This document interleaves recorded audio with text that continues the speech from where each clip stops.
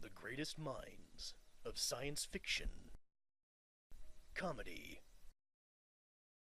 horror, and toga parties comes a feature like none before it. So shocking, so amusing, so terrifying, so provocative.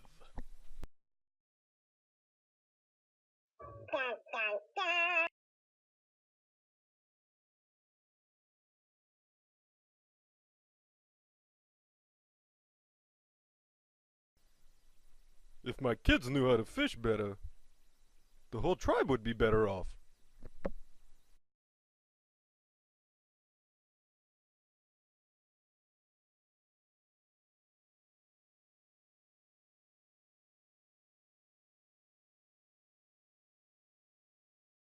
If you oppose the Great Mystery, you must die! The Great Mystery wants his children to learn. They couldn't do it without the aid of the Great Mystery, so it must be the will of the Creator.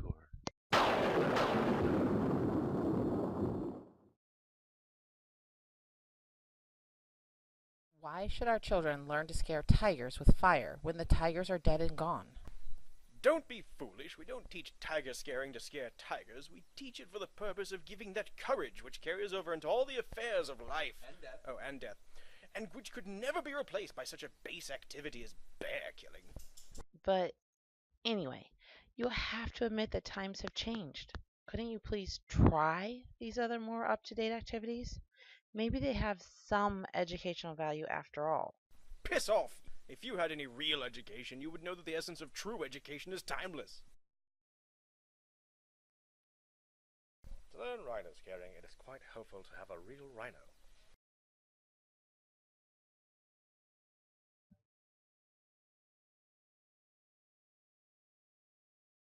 Now see here, I know what I'm doing. This bone here shows that I have 30 fish eats. I've caught more fish than anyone. That proves I'm an expert. So you have to listen to me.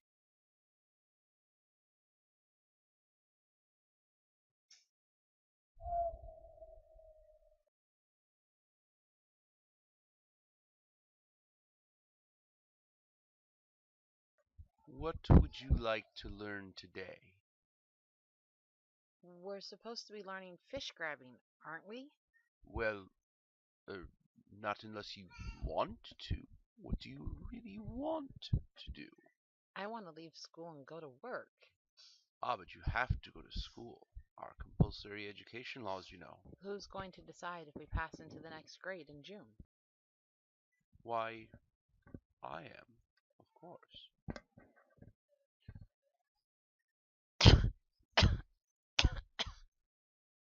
And what will you test us on?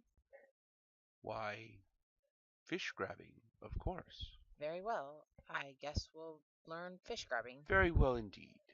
And how are you going to go about learning fish grabbing? Don't you know? Why, yes, of course, but you must plan your project yourself.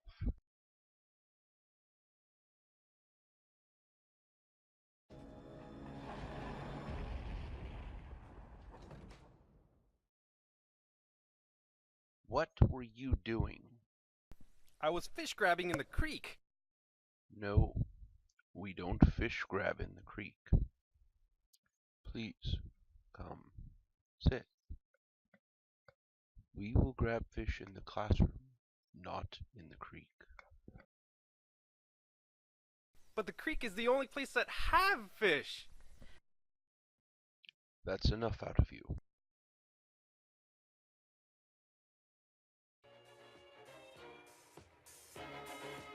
And here you find civilized man.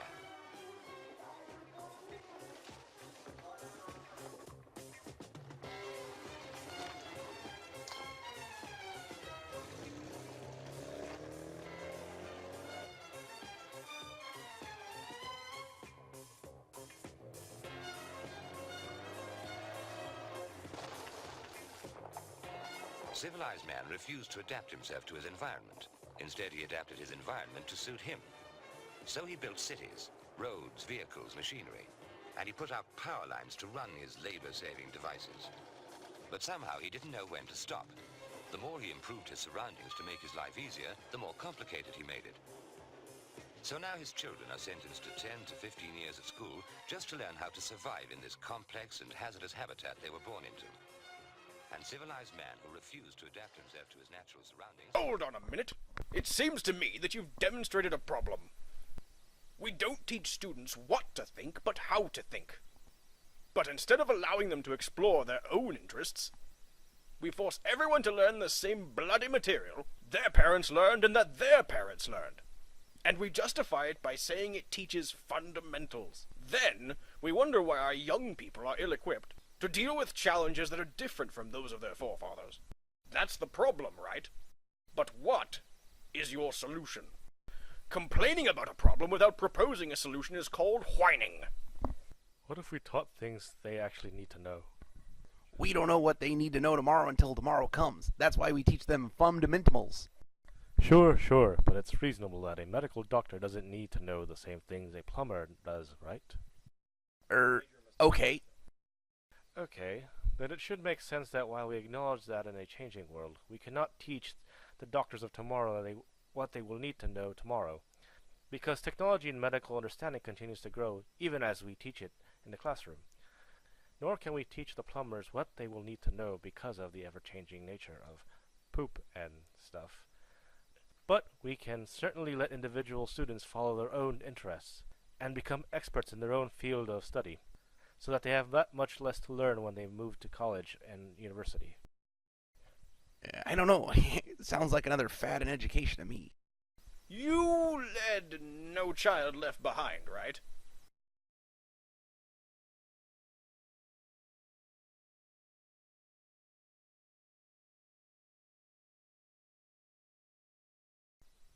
You know, it's too bad that Douglas Adams couldn't script this.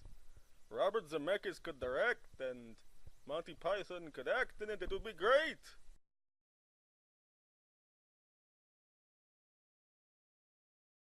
But you still have Zoidberg. You will still have Zoidberg!